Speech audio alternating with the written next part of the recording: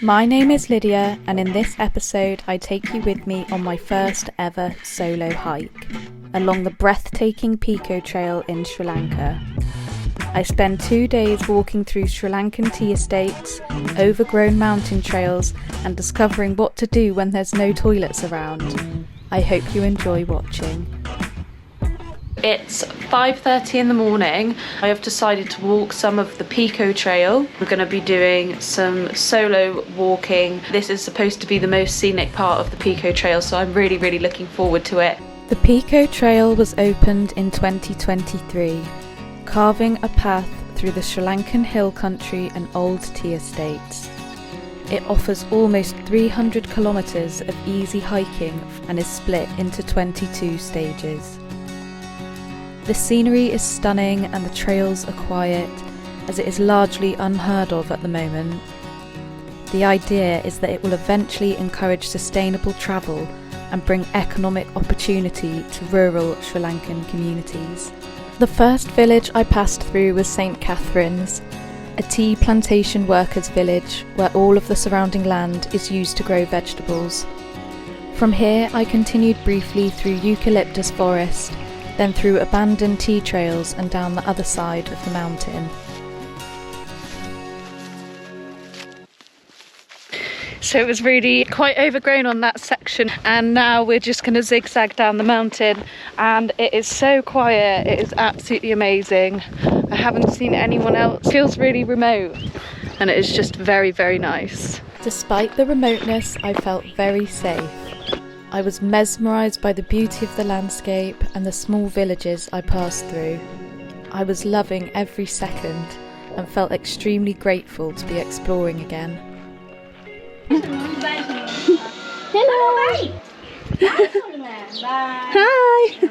How are you? Oh, fine. Good, good morning.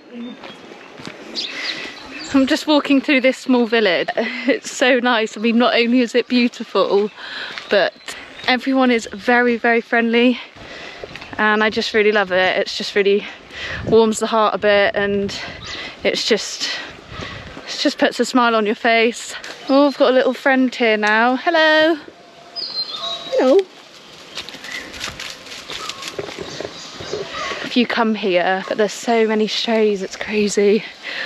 After leaving the village, I entered more forest, which led me to the village of Muklela. I took a short rest at a cafe on the roadside where I was greeted by a lovely little girl and her family. But I was enjoying myself so much, I decided I was going to continue for another 10 kilometres. I have decided to walk to Ella. It's 11:30, it's getting pretty toasty now. Actually, I ate some really spicy food last night, and yeah, my stomach's not great, and I'm sure that there are lots of quiet places along the way if I have a emergency situation. So yes, we will see.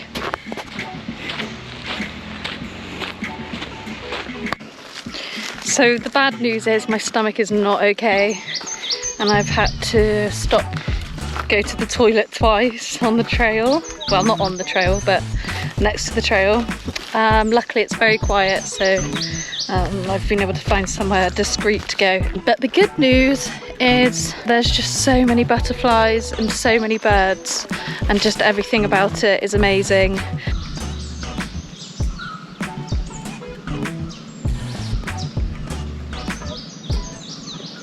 After stopping off for some more snacks, I made my way to Ella Rock. Ella Rock is a famous viewpoint with panoramic views over the valley. There were thousands of butterflies flying overhead, and the views there were incredible. Heading onwards, the path became pretty steep, and I began the descent down the mountainside. I was rewarded with more amazing views, and the path started to get busy with more tourists. The final part of the route followed the train tracks leading to the mountain town of Ella, before meeting my friend Abel in the morning. Today is day 2 on the Pekoe Trail. The route is from Ella train station to Damodara, something around 9 kilometres. We are just about to get some food in Ella, and then we'll start the walk. Our first stop was this lovely fruit stand where we collected some snacks for the journey. Next, we walked through Ella town, which is a popular tourist destination. We made our way off the main street into the Ella Forest Reserve and climbed up into the trees. Soon we arrived at the famous Nine Arches Bridge, known as the Bridge in the Sky because of its towering size. We're at the Nine Arches Bridge, which is famous. This is a really popular tourist attraction around Ella. A lot of people, they'll head back from here, but we're going to cross over the bridge and carry on our walk for some better viewpoints and to make our way towards Demadara. We made our way over the bridge and up some steep paths on the other side. It quickly became really quiet and we were able to enjoy the peacefulness of the walk. There was greenery all around us with so many different types of plants. Abel thought he recognised one. I can see myself there. It's a different one.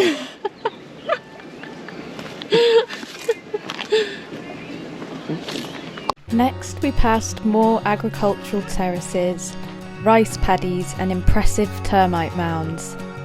Then we sat at the edge of the path to enjoy the fruit we'd bought in Ella. Okay, so we've just stopped off for a little snack and I want to show you this fruit that we got here because all sorts grows in Sri Lanka and there's some really tasty stuff that we haven't had before. So the first thing is a mangosteen. Break it open and the fruit is inside. So this white stuff is the fruit. And it's really sweet and it's really tasty. It's honestly one of the nicest fruits we've ever had. And the other thing is lychees, which I think it's much more likely that people will have come across before, but again, break them and it exposes the fruit. And it's kind of a similar texture to the mangosteen, but a different taste. The final part of the trek took us past the temple and through more tea plantations. We even met some men loading a tractor with the tea leaves that had been picked that day. After this, we followed the path down to the train station before heading back to Ella.